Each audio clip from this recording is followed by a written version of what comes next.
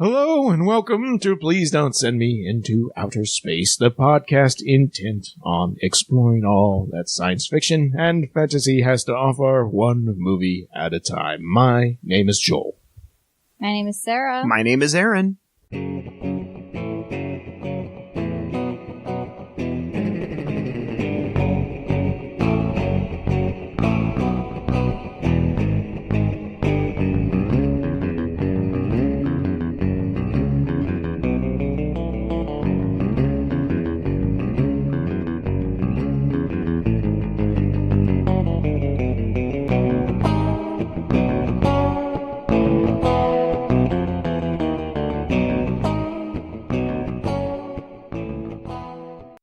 The movie this week is The Monitors from 1969, directed by Jack Shea, written by Myron J. Gold, based on the novel by Keith Laumer, starring Guy Stockwell, Susan Oliver, Larry Storch, Avery Schreiber, Sherry Jackson, and Shepard Strudwick, all stars in their day.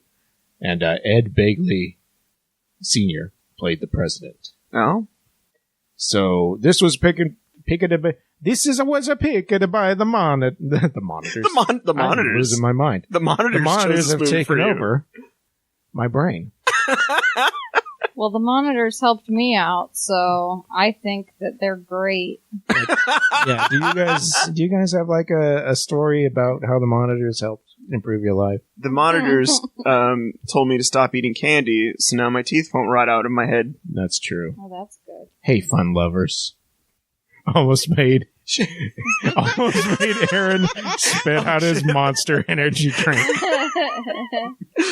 Quoting the movie, where a man at a testimonial looks right at the TV screen camera and goes, "Hey, fun lovers.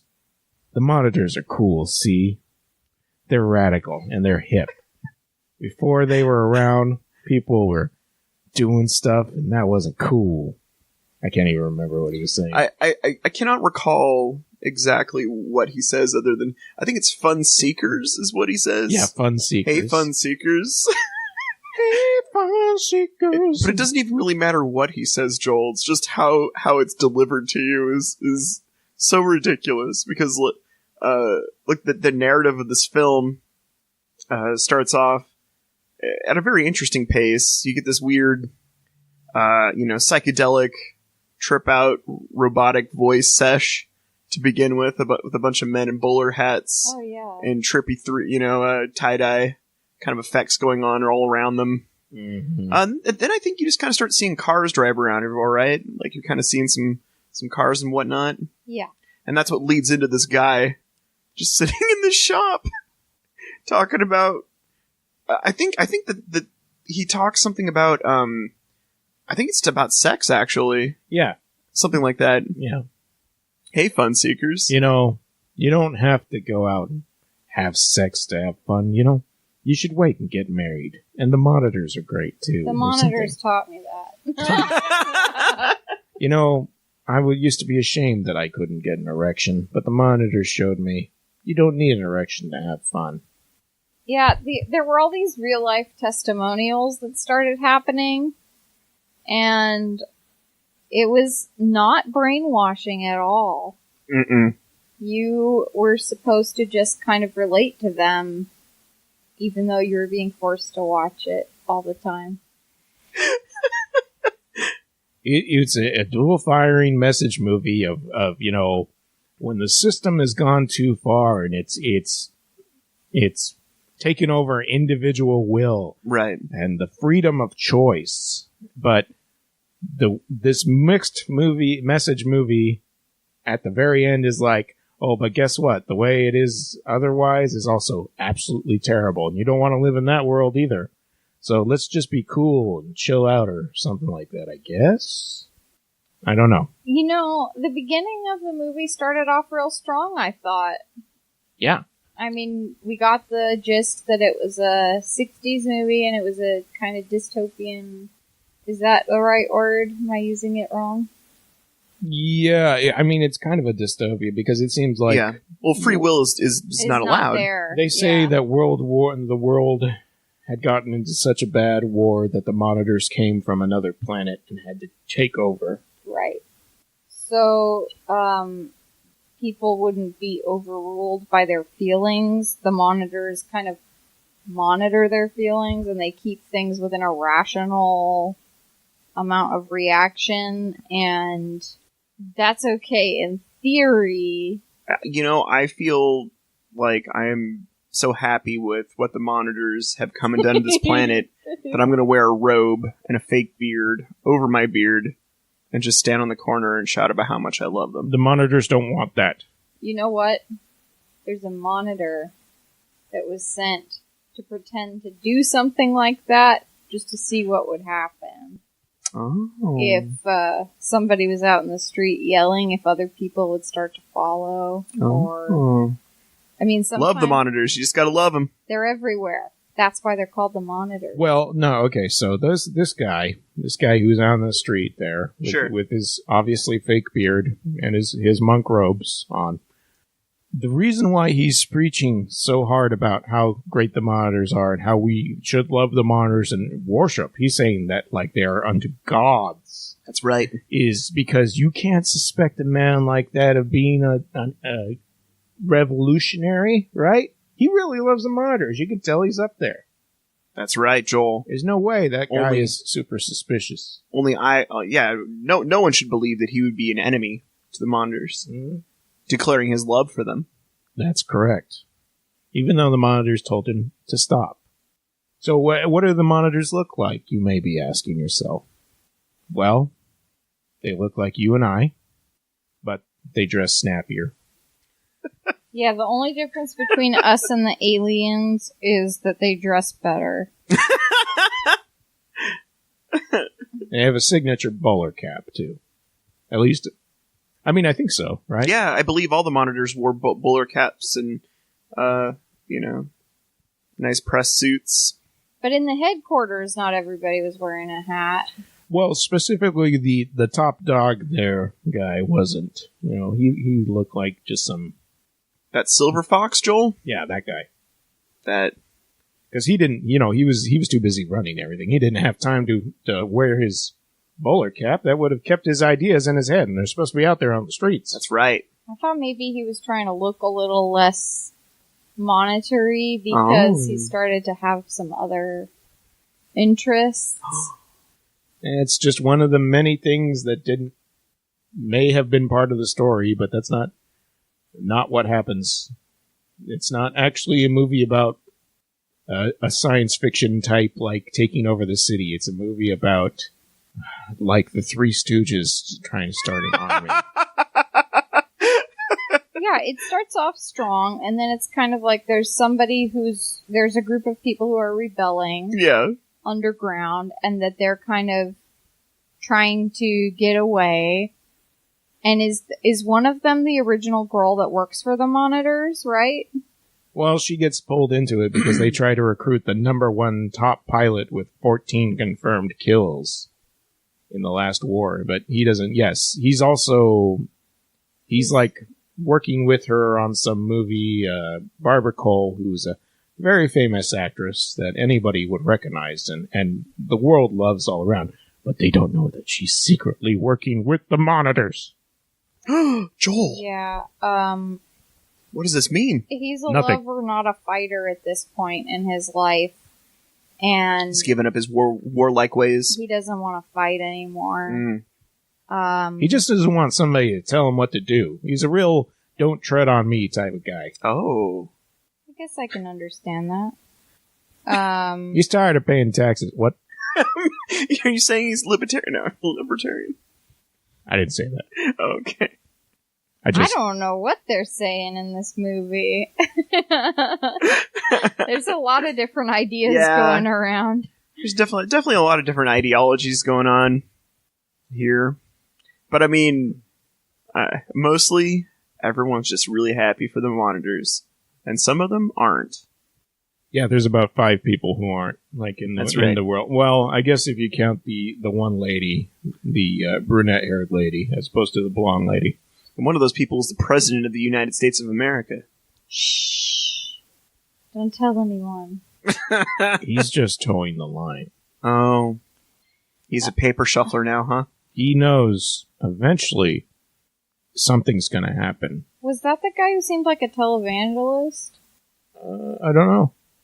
There was somebody that was, like, on TV talking about how great the monitors were, and they sounded like they were, like, a religious person. No, talking about a religion. There was some guy with glasses that they kept showing over again. That was, like, talking about, like, in context of the Bible. The yeah, that's what I thought. Okay. Yeah, that wasn't the president. No, the president sat in a room full of spiders and webs. That's right. In an Oval Office. Mm-hmm. Yes. So our pilot friend... He's kind of like Archie, huh, in this movie. Who, our pilot friend? Yeah. He's got a blonde and a brunette, right? Archie Bunker? I meant, like, from Riverdale. Oh, I see. So he's got that blonde-brunette problem going on. He slept with Mrs. What's her name? Too many ladies. Confirmed, probably. Confirmed on all those kills and sleeping with Mrs. B's work, so whatever her name. Oh, the teacher? Yeah. Have you watched Riverdale? Have you seen Riverdale? all I'm gonna say is, I wish I could say I have been, because I just heard about the D&D episodes that recently aired. Oh, yeah. Oh, I don't know anything about those. Holy crap. Archie sleeps with his teacher on that show. Yeah, the first episode. His teacher's the old lady, but she's not an old lady. She's not an old lady in the Riverdale show, yeah, guys. Exactly. Which is unfortunate. It would be a lot better if she was like a super old lady. Looking. Yeah, nobody's weird looking in Riverdale. You're right. They're all beautiful people hanging out. Yeah, that freak Jughead is supposed to be like the dreamboat. And Archie too. To my eye, Jughead is a dreamboat. I don't know about you guys. It's always he always has the been. way he's caressing those hamburgers. Wait a second. Have you seen these illustrations? Let me read you this story about a late night at Pop's. Oh my god. Jughead stays a little after hours, and Pops says, "Hey, you want to see the new oven? I'm just going to start greasing it up." This sounds like something from Tumblr. Whoa! The monitors just showed up, and they want us to stop doing that. I'm sorry. Okay. So this pilot, whose last name is Jordan, his character is he's a crotchety grouch who doesn't like to be told what to do, doesn't have any time for goofing around. You know, no time for any women and their things unless that woman gives him a boner. Then all of a sudden he's ready to give her the time of the day. But that's priority, Joel. For the most part, yeah, he's not even like a rebel or anything like that. But he gets a message from somebody, and him and his brother who look like. How would you describe that guy? The guy with the mustache? Oh, that's Jack Black. Jack Black with a mustache? I think so. That's the 1960s Jack Black right there, guys. He was like a sight gag, that guy. Yeah. Like, one of the Three Stooges. Yeah. Or, I don't know if you guys ever watched Spanish television. Telemundo? Yeah, there were shows where there was like a clown that would show up. Sure. Sometimes. He's like the bee guy? You're talking about the one with the annoying Chanfle? voice. I don't remember which one that guy was on. Talking about what the hell is going on here? Telemundo. Get out of here. Oh, the monitors don't want us talking about Telemundo. His brother is like Jack Black and Captain Lou Albano had a baby. It's like, I gotta say, I mean, he was pretty much playing one chord the whole time, the whole movie, as far as his humor was concerned. Some of it was actually kind of funny, though.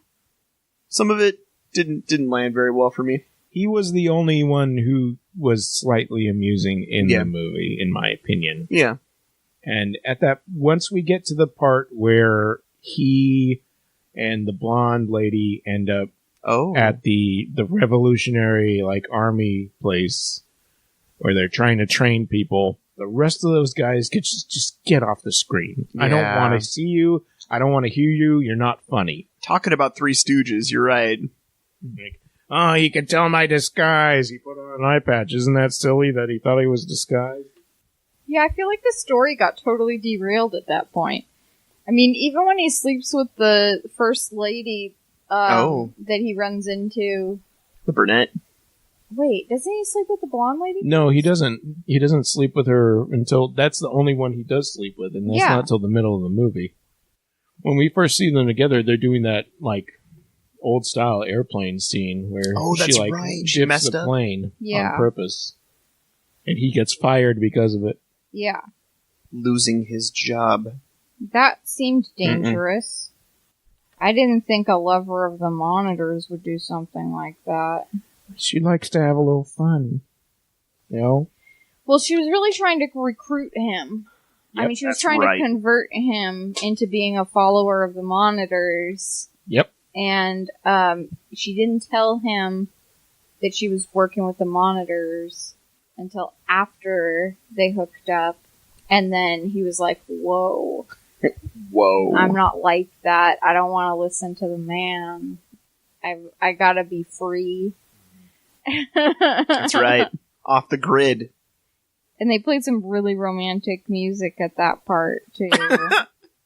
And he's like, gee whiz, I don't want to do that.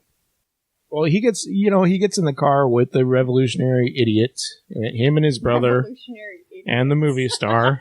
Yep, that's what they are. The stupid general. Well, I gotta say that he does have a pretty awesome car. Most of the cars in this movie are pretty awesome, but I do kind of like the armor plating little window thing going on. Speaking of cars, there's like 5 different scenes where it's like 3 minutes of people driving on the freeway. Oh, yeah. There's lots of driving in this movie. This was like a car lover. It's like we need to fill out that we got to get this movie up to an hour and a half. Come on. You know, it kind of reminded me of the opening of The Prisoner. A lot of it was making me think of The Prisoner. Like every episode of The Prisoner always begins with him, driving home, right? Yeah. That's true. It reminded me of that a little bit. Was that a British show? It was. Actually, just recently adapted that into a comic book, too. Cool. I only like the Jim Caviezel version. Oh, is it like the 80s one? It was on AMC. Oh. The 2000. Oh, the 2000 one. I haven't seen that one. I'm just kidding. I've never seen it before. I only like the Prisoner Man. Yeah, oh. I like Alfonso Cuarón's. So, yeah, well, anyways, we're in this car, but they get caught immediately. And the monitors are chasing them down with helicopters and other cars. Pull over your vehicle. You're in violation of something. And, crazy, stupid, idiot revolutionary driver is running people off the road, and he's got, like, shields on. He's trying to do that. And I guess this is to show that our main character is just not like a cartoon cutout, because they like run one of the monitor cars off the road, and he's like, I'm getting out right now. I want to make sure those people are okay. So he jumps out of the car and goes down and helps the monitors, which gets him caught. But that's kind of when the real split of the movie happens, because he gets taken back to the headquarters. And that was a really cool thing when they were doing that, like I don't know, was it like a driveway up into a very tall building that like did a half circle or something like that? Oh yeah, that was cool. It's cool looking, and he gets taken to the building and onto whatever CBS set they were filming on, into the room with a big eyeball monitor thing. Yeah. And there he meets the leader, and the leader's like, it's so hard to read. Like, there was a little bit of a Wizard Oz thing going on. Wizard of Oz behind the curtain type thing. He's just a regular guy, But the head monitor guy kind of makes it seem like he might be interested in the blonde lady. Oh. I guess I hadn't picked up on that. He even asks her what it is that she finds attractive about the men that she's attracted to. Oh, I remember that question, though. Yeah. I think that maybe they're implying that the monitors aren't infallible, and that, like, even somebody abiding by this, like, strict code or whatever is still capable of being corrupt under the right circumstances or changing their tune or whatever. And well, maybe him being the head monitor allowed him to have these sort of abstract to his strict code, thoughts. Yeah, absolute that's power true. corrupts. Absolute. A little more free will in the recipe, Yeah, just for him specifically. that's kind of what I'm picking up. Right. As Sarah mentioned, he didn't have a bowler cap. Yeah. Yeah. He had different suit. He wasn't wearing the suit either. He looked a little more space age, a little more shiny. Mm-hmm. And, our pilot friend, he thinks these guys are messed up, making people do things, so we're not going to kill them. Don't worry. They don't kill people. There's no execution. That's one of the things. Like, no war, no fighting, or anything like that. No one is being killed in the name of the monitor's will. But he is sent to the re-education camp. Re-education center. That's what they do. To cure you and to help you. And I'm guessing that's where a lot of the people went that do the testimonials now. Yeah. Probably. I was a go-go dancer until the monitors found me. I used to dance, only in go-go boots. Oh, I forgot. But thanks to the monitors, I went back to school. I put my clothes back on. I put my clothes back on. I know Joel's impressed. They're real cool dudes. I was impressed with that testimonial. And the guy who English was not his first language, reading off the card. Oh, yeah. Yeah, he's cool. That's a good one, too. Mm. I'm kind of glad they actually kind of included some of that just to kind of give you a little bit of flavor of what the monitors were actually up to. Yeah, that's one of the interesting parts, like seeing their clips of TV and media and stuff like that. And you keep hearing their jingle over and over again. That's like, the monitors are your friends, or whatever. Mm-hmm. Mm-hmm. And then I feel like it just kind of goes goofy. Oh, yeah. Well, the problem is that our revolutionary, as Joel mentioned, they're Three Stooges. There's no dimension to them whatsoever. Mm-hmm. It's like they literally just, like their one purpose is just to be wackadoodle. Right. That kind of sucks a little bit. The only people that were left that were willing to fight were the idiots. They got rid of all the smart people, we can only assume. Like, there's so many, ways it could have been taken to the devious, but the way this movie ends is no, the monitors were actually okay, and it doesn't fit with what we saw in the beginning. Yeah. We'll get to that part. So at this re-education center, at least you get lots of exercise. I remember he was trying to... Everyone was doing a bunch of exercises. Oh, yeah. And Jordan was trying to keep up with that. Mm-hmm. He has his own single room. Everything's nice, kind of futuristic looking. Except you can't turn off the damn radio. It turns out it was really easy because in comes a lovely young woman. Who's going to bring him a tray of tea. Oh, man, I forgot about that.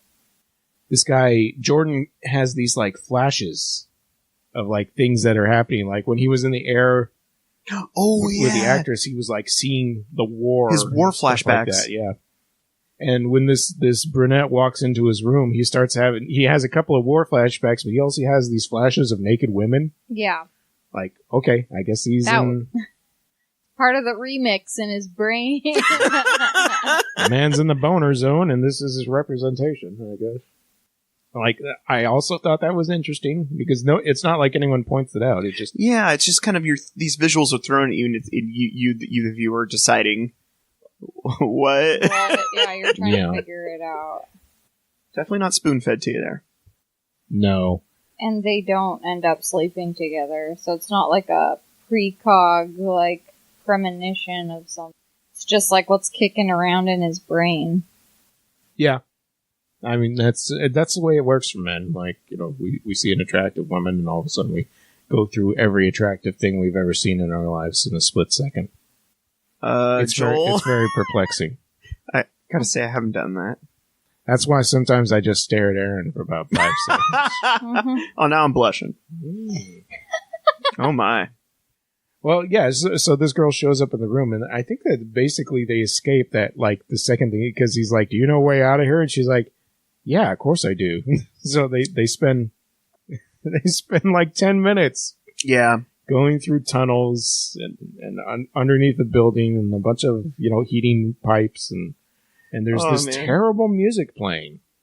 Very, very bad 1960s folkish, whatever. Yeah, some of it I like, Joel. Some of it, and it's so funny because, like, one moment I'd be like, oh man, I was like, the music's pretty good here. Yeah, I like the score. And then another moment I'd be like, no, I want to take back that statement. As soon as somebody started singing, it's like, come on, please. Like, you had some sort of, like, weird, like, wow, wow, wow, wow, thing in the soundtrack.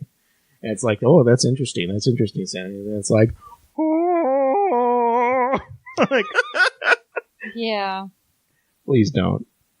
I thought that, and now I'm wondering if I'm confusing it with that other movie that we tried to watch, about the hippie, the bad movie. American Hippie in Israel. I saw the trailer to that one.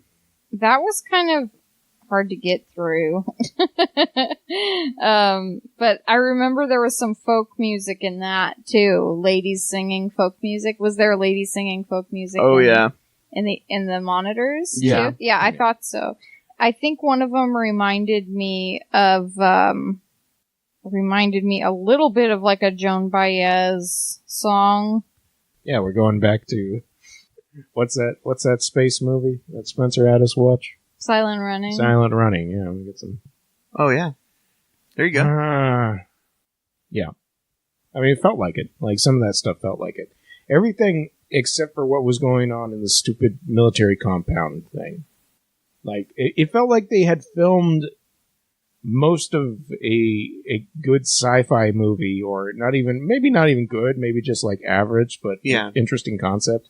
And then, like, somebody was like, you know what this movie needs? Some fart jokes. I mean, there was literally a fart. There wasn't literally a fart joke, but there was literally a pie thrown in somebody's face. Yeah. No. I totally understand where you're coming from, Joel. It definitely felt like, as you just mentioned, that there was a very compelling concept of this film, but just getting to that concept, they decided just to go lowbrow. Is it possible that this was satire? It's supposed to be. The whole thing is satire. I think so. Are they making fun of both sides? Like, I'm almost wondering that now. Probably.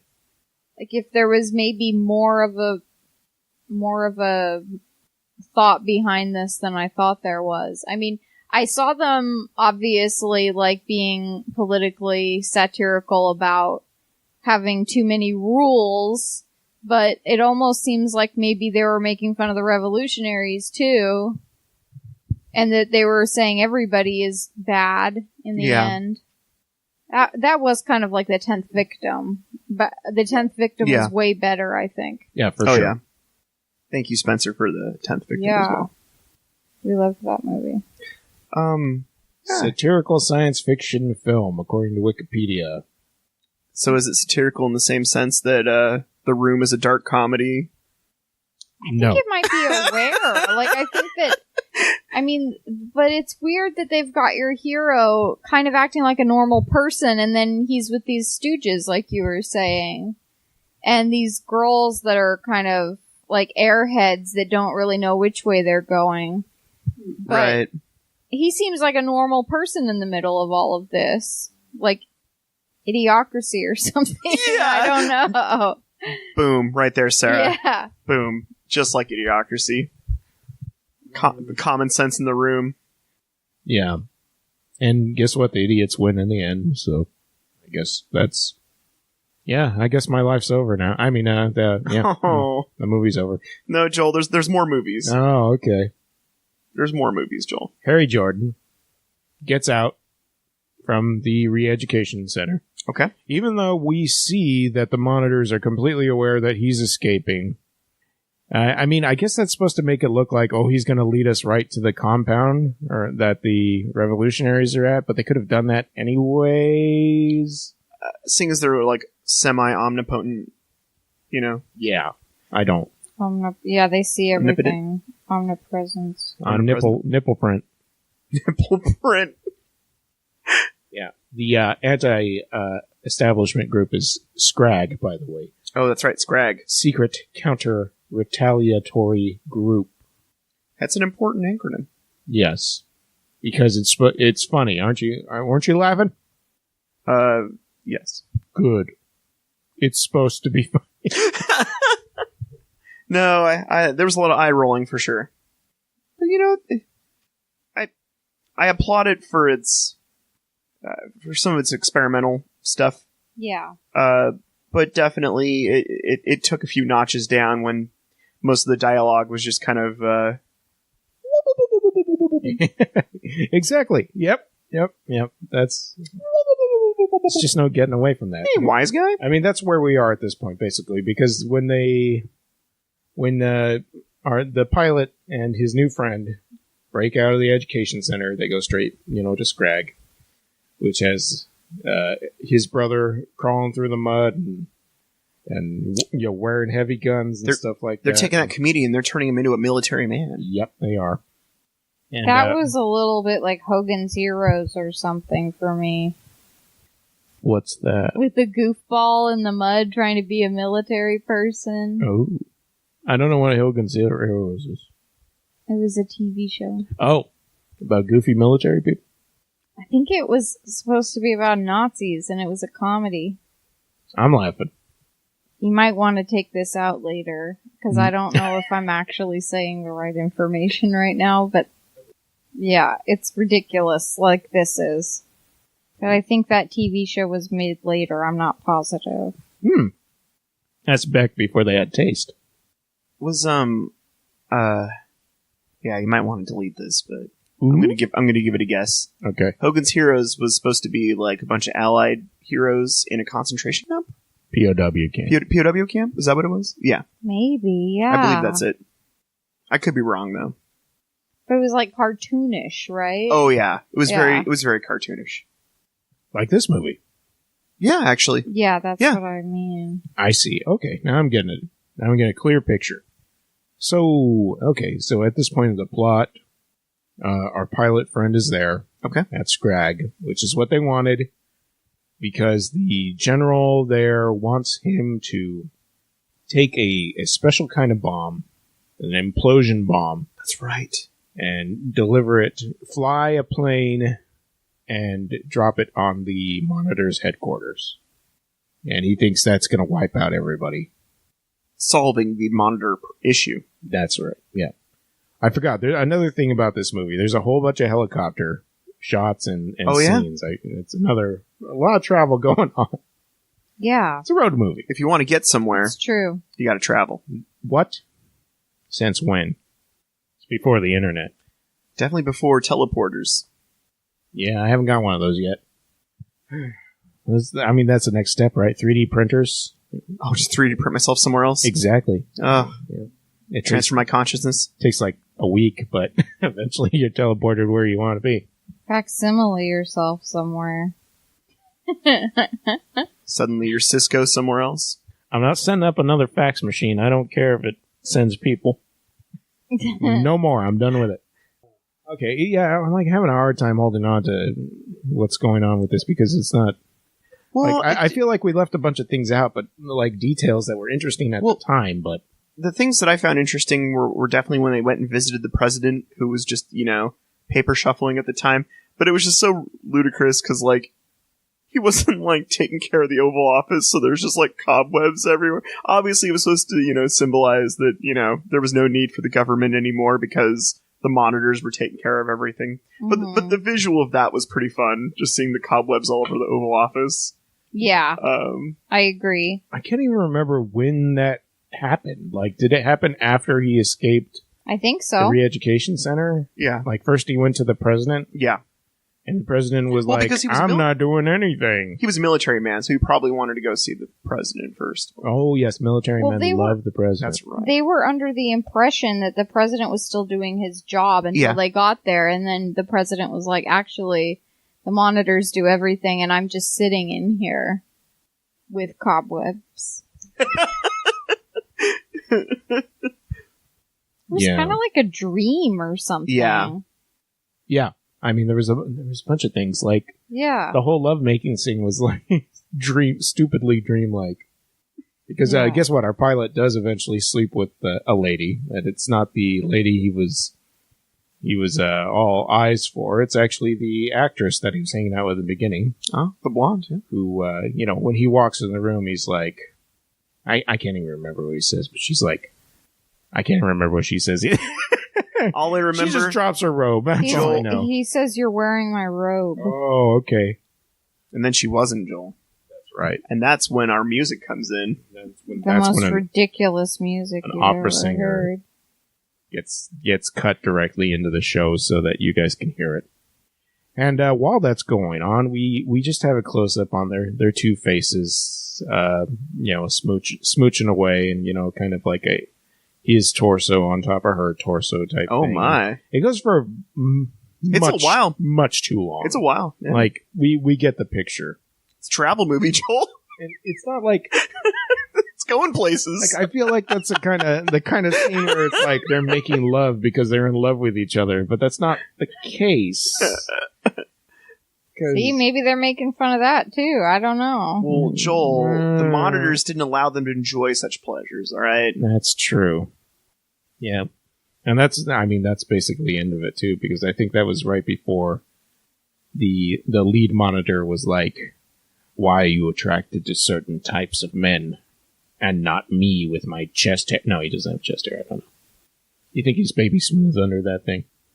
He's an alien. I think that they're just people. I think they're just people like us. I see. Maybe they were programmed people. Programmed to have chest hair. Sure, why not? I don't know. People like us. I was just thinking about the Talking Heads song. The monitors are just like us. That's right. They're people just like us. Let's see. Sorry, are you okay? Yeah, I'm just trying to... Well, yeah. I mean, I don't know how much I have to say about it, but if you want to go through more of the plot points... I mean, we're almost done with the plot. Yeah. What else do you want to talk about? Oh, I just wanted to say... I do have a question for both of you when appropriate. Like... Oh, okay, like right now. Okay, Joel's looking at me. On our deathbeds? No, for... No, in regards to this movie... Did you have a good life? Yeah, how was your life, Joel? I don't know where that came from, but that was great. No, my question is, in relation to this movie, though, if this movie had been remade today, who would be our three leads in this? Which modern day actors would be our leads in this? Well, Mark Wahlberg would obviously be the pilot. Okay. Because we need somebody who has no charisma and no sense of humor. Okay. But that ladies might sleep with. I mean, do ladies want to sleep with Mark Wahlberg still? I mean, I would guess that, that there are some women that are into Mark Wahlberg. Women, write in today. Women. I can't speak on behalf of everyone. Please don't podcast at gmail.com. Sarah, please speak on behalf of all women.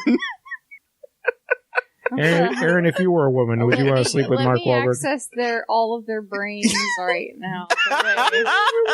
Xavier, somebody is thinking about Mark Wahlberg. Put that Cerebro on real quick, Sarah. Wait, I'm sensing it. They're thinking about how they want to have Mark Wahlberg right now. No, I'm sorry. They want to have a Wahlburger right now. A delicious Wahlburger. Yeah. All right, so Mark Wahlberg, sure, as the lead. Yeah. So what about our comedic? He's Jack Black. Come on. Yeah, I figured as much. You're right. He probably has too much talent, but yeah. I feel like you could do like James Franco as the pilot. That's a good call. Oh, yeah, I like that. And you could do like Will Ferrell as the comedian. Oh, that's good too. And he's not fat enough. He's got to be fat. That's part of his whole shtick. I mean, Everybody's like, look It's at that being fat guy. ridiculous, but Who does Mike John C. Riley. Okay. I don't know. who does Franco hang out with? Seth brother. Rogen? Yeah, Rogen. Seth Rogen. There we go. Yeah. Seth Rogen could be the comedian. Could be his brother. Yep. Um, Actually, that would actually make a lot more sense. Yeah. and the girl maybe like, I mean, I feel like they're putting what's her face in everything now. Emma Stone. Emma Stone. As the actress or as the brunette lady? I feel like she could be either, but I feel like she'd be more likely to be cast as the brunette lady. Okay. Okay. Okay. And as the actress, we need somebody who can easily be manipulated. So, no, I don't know. Somebody who's played that before. Could be like Margot Robbie. Oh yeah. Yeah, she was in everything for a bit. And she's been filming DC sequels for the last. Thank you, Sarah. Thank you, Joel. I think the leads that you've just chosen made this movie much more interesting for me. So. Yeah, that would be cool to see them all just like do this movie without any changes. Oh man, who to be our lead modern monitor though? That's Lead monitor, yeah. Ben Mendelsohn. Stanley Tucci. That's not a bad option either. Yeah. You know who Ben Mendelsohn is? He was the main bad guy in Rogue One. Oh, okay. Nailed it. Yeah. Oh yeah. Tucci's not bad either though. No, I kind of like Tucci. Put a wig on him. Yeah, why not? Why The not? Hunger Games type of thing. Yeah. Sounds good. So this stupid movie. It wasn't stupid. I mean, it had a good idea. It wasn't a good movie though. It was like in the end, it's very It's unsatisfying. tedious towards the end of it. I'd say the first 30 minutes were something Entertaining. good, and then it just like lost it lost ambition. It lost what it was going for. Yeah. Like if it was going for a satire, it failed miserably. But anyway, so our pilot decides he's going to take the bomb, and after he talks to the president, and get rid of the monitors because he doesn't want either side to win, but he definitely thinks he's been being told the monitors are bad. We have to take it. The president basically spelled it out that way too. Okay. So he takes the implosion bomb, and with he's going with the actress, and they go back to the monitor headquarters. Mm-hmm. And it's like somebody had already turned it on, so it was like going to go off anyway. Yeah, it was like ticking, and I remember it was real heavy, and he was carrying it really awkwardly too. Like That's dreamlike too. That whole thing of like the bomb that was already going and it was gonna go off no matter what you did. Yep, and, like a nightmare or something. Yeah, and he figures if he takes it to the monitor building and shows it to the guys, that they'll just leave before it blows up. Like, Yeah. Hey, you don't want to get blown up. This thing's going to go off, and there's no way to stop it. Let's just, Yeah, let's call this quits just here. leave right there. And the monitors are like, no, we're not going anywhere. Like, we're never going to leave by force, specifically. Like, okay, well, we're all going to die here. It's like, well, just defuse the bomb. He's like, I can't defuse the bomb. It's like, oh, okay, well, I guess we're all going to die here. So the bomb counts down, and it's a dud. Does not explode, nothing like that. And the monitors are like, okay, we're going to leave now. It's like, wait, what? You're going to leave after all that? It's like, yeah, actually, right before you came in, they recalled us, and we were about to leave. But like we said, we were not allowed to leave because of somebody trying to force us out. So as soon as you brought in that threat, we had to stay until it was over. Which is just frickin' weird and arbitrary. Right. Oh, And yeah. it's supposed to be like, wow, those monitors are really noble, like they wouldn't be forced out of their position. Like they were willing to die for what they believed in. And it's like, they say like, we only wanted to bring peace to the world. We only wanted to make it comfortable for everyone. And your species is not ready. so we're leaving now. You know, all I wanted to do was cook for man. I don't know. I think that they could kind of be saying that the monitors were just as complacent and listening to orders as the people were kind of being forced to be on Earth. Yeah. And I feel like they were kind of like, what's the word? Sorry, it was occurring to me when you were talking about the bomb being a dud and the monitors being like, well, we couldn't leave until the bomb went off because we couldn't leave if you were forcing us to. Yeah. There was something else that occurred to me. Anyway, I'll tell you if I remember it. But Yeah.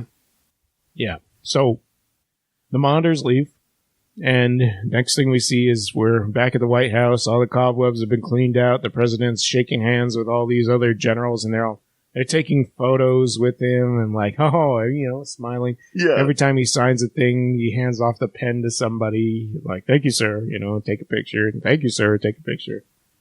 For you, Mr. Jordan, we're going to present you, we want to give you the Medal of Honor, and the Russians want to give you the blah, blah, blah, and the French want to give you, like, it names off all these medals, and the pilot's just like, I'm just going to leave now. Yeah. I don't like this either. Because they were getting ready to start another war, like, hey, we need to do another war right away. Isn't that ironic? Did you feel the irony? I did. As soon as the monitors left, war became a thing. Our top priority again. My God.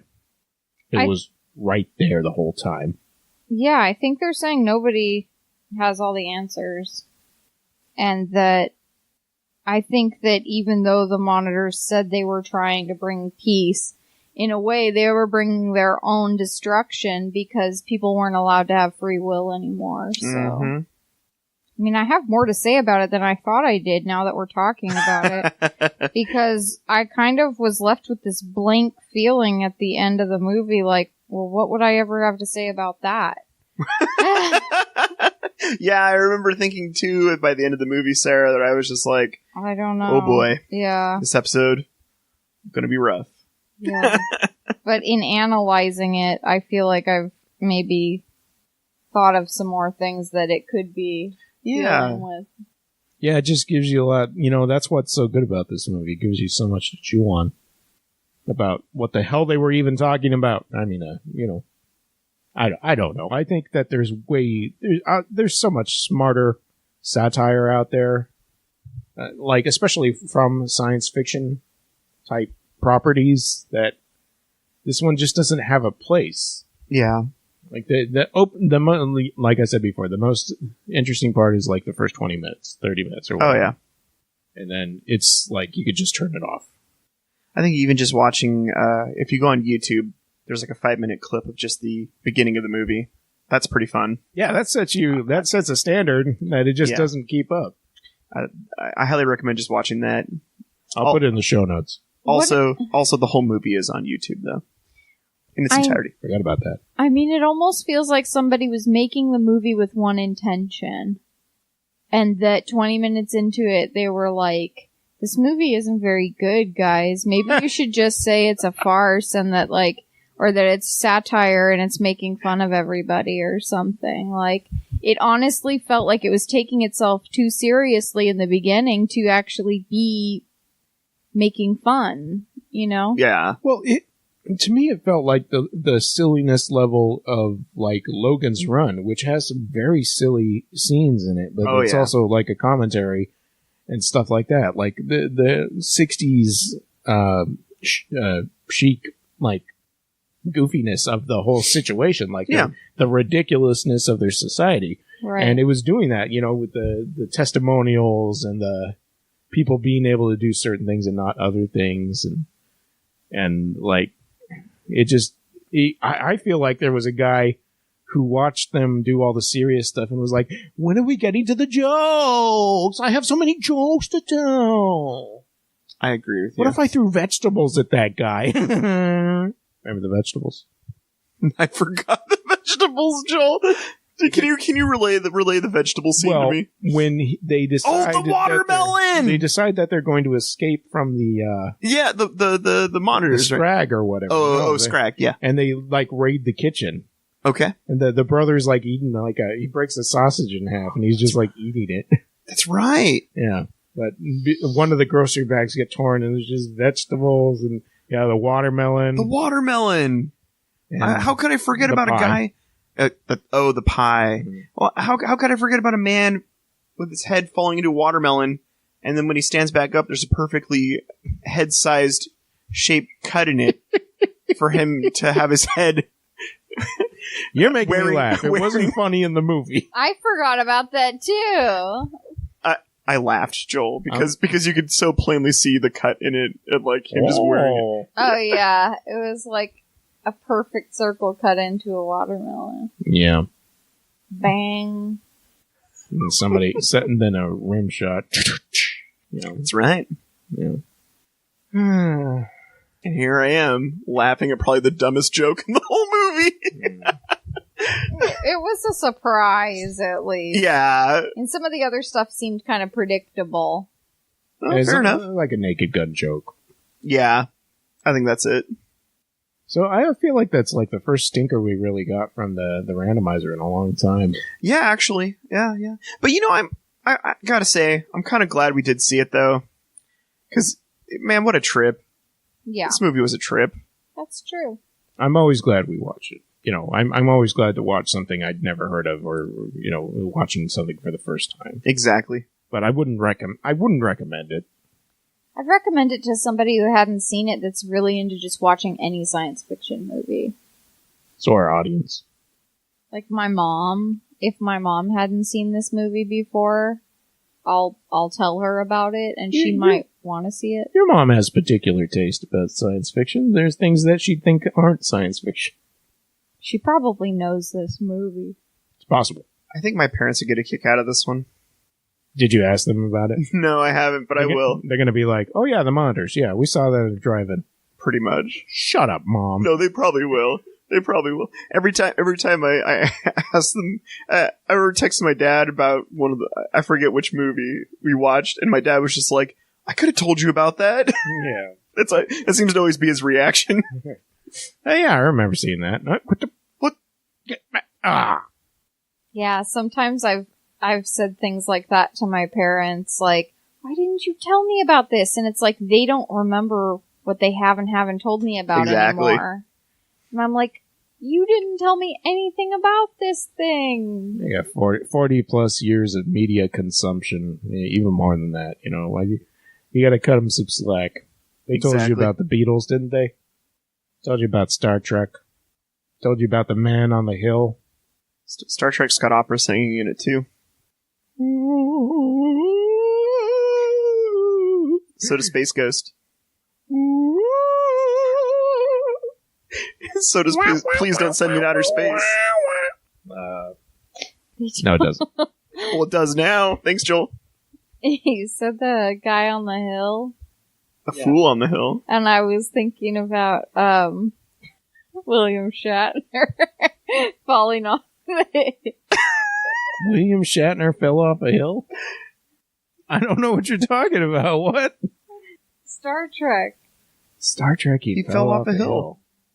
Oh, in Generations? R.I.P. Yeah. R.I.P. Yeah, that's what ended him. I was thinking of what's his face on the hill. Malcolm McDowell. Oh, Malcolm. Oh, yeah. Man. Batman on the hill. Man, Generations. A lot of hills. Yeah, it stuck with me. A lot of rocks. I'm sorry, Aaron. It stuck with me. Don't you fret. Why are you apologizing to Aaron? Because I know how upsetting it was for him when he first saw that movie. Gotta say, though, if we're gonna relive that moment, it was pretty funny when we watched it here in your living room. Yeah. I gotta say, seeing William Shatner go flying down the hell? He was caught in the walkway, and he was like, oh! Slid down to his death. He's an American hero, guys. What a ride. What a ride. Do you think that he just went straight into the Nexus after that? Who, Shatner? No, he died. They covered him with rocks. He's dead. Well, he's always been in the Nexus. I mean, that's what happens. Speaking of generations, though, somebody on Facebook mentioned that it's one of their Christmas movies. That it's makes got sense. that one scene where Picard is those Totally. random British children. Like, Yep. hello, father. That's right. Yeah. I remember when I was a boy in the 1820s. It's the future 1820s. Ah, yes. Tiny Tim. We cured Tiny Tim's particular disease a long time ago, but I wanted it to be like the old times, so, we just broke his leg. Wasn't he Ebenezer in that? Yeah, confirm. The Yeah. Muppets Confirm. Christmas. Maybe we should do that for this year. Christmas is coming around. Oh, it is. Oh, yeah. Anyways, I'm going to read the outro stuff. I think we're done with this thing, right?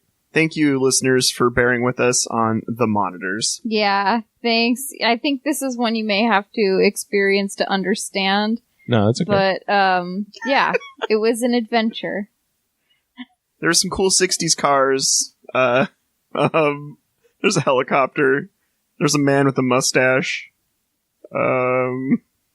There's some ladies. I can't even remember what was exciting after the beginning parts. Yeah. Yeah, there were some ladies. Happy birthday. There's a man with a watermelon on his head. There you go. With a Man, perfect hole cut in it. Watermelon. With a fake beard. Oh, the man with the fake beard. It was so fake. They give you like a roll call in the beginning, and then they show you the guy in the beard, and you're like, wait a minute, isn't that the guy we just saw called something else in the beginning? Okay. Okay, hey listeners, if you want to write in, suggest some better movies for us around, some 60s. How about some nice 60s science fiction or fantasy movies? You can write into pleasedon'tpodcast@gmail.com or message us on Facebook, facebook.com/PDSMiOS. If you got a few dollars, we'd appreciate it if you could send us our way through coffee.com. That's ko-fi.com/PDSMiOS. For the mere price of $3, Aaron will draw you an emoji that looks like a goblin. Sure. Could you do that? Yeah. For $3. That's all we're asking, folks. $3, and you'll be able to pay for the webpage that we're working on. Oh, I shouldn't have said that. For anything else that we need expense-wise here. We've lost Filmstruck, and that we watched like one movie out of that a month, but we need that money. We miss you, Filmstruck. We're gonna have to resubscribe to Netflix disc. Isn't that terrible? Sorry, man. No, it's all right. Anyways, Coffee. That's the website, and those links are all in the show notes. If you like our podcast, and why would you? Check out the other podcast at eartrumpetaudio.com. That's the network we're part of. Thank you all for your listenership. Yeah, thanks for listening, and thank you, Ear Trumpet. Thank you. And thanks to our friends who've contributed. David DeRoy, who did our theme song. Mm-hmm. And Jed for doing the logo. Jed Doutry, who did our show logo. Yes. Mm-hmm. Okay. I didn't even mention that you guys need to think of lessons, so you probably forgot. No, I was working on it. Oh, okay. Well, what kind lessons of lessons do you have on the monitors? I just think that if you're having a hard time, okay, and you're not sure what to do, that there's a place you can go, and they will reprogram you, re-educate you, and send you out into the world as a well-behaved citizen again. And that's the cure-all. Thank you, monitors. I respect them so much. Thank you, monitors, for having your reprogramming. Yes, they're looking out for us. They're cool guys. I used to play Fortnite all the time until the monitors told me not to. Now my life's so much better. I used to speedrun Super Mario Odyssey for the internet, but now the monitors have told me that college is good. And you know what? They are correct. I enjoy college. Mom! Sorry, we were watching a Super Mario Odyssey speedrun. Oh, awesome. The guy got a phone call. He's like, I can't get the phone, Mom! Mom! That's great. Guy's cussing on his video. And he's like, Mom. Okay. Do you have a lesson? Lessons. I think my lesson for this movie is that if you're a superior alien species and you're just trying to look out for the little guy on their planet, making sure they don't blow themselves up, well, I'll save you the trouble. Just keep going. Go find another planet. Yeah, just pass by Earth. Just pass by Earth. I mean, it's not good. You're not going to fix it. Many species have tried. Nope. Or you go with the Vogon thing and just destroy it. Just, for the interstellar for the interstellar space bypass. Yeah, that's the best thing. Okay, so my lesson is that the monitors are your friends. Depend on the monitors. Work for peace. Violence solves nothing. The monitors bring peace. Peace brings happiness. When you're down and troubled and you need some love and care and nothing is going right. The monitors. Wow. Why are you staring at me? The monitors, Sarah. They love you. We'll see you next week, folks. Thanks for listening. Bye. Thanks. Bye. Thank you for listening. Bye.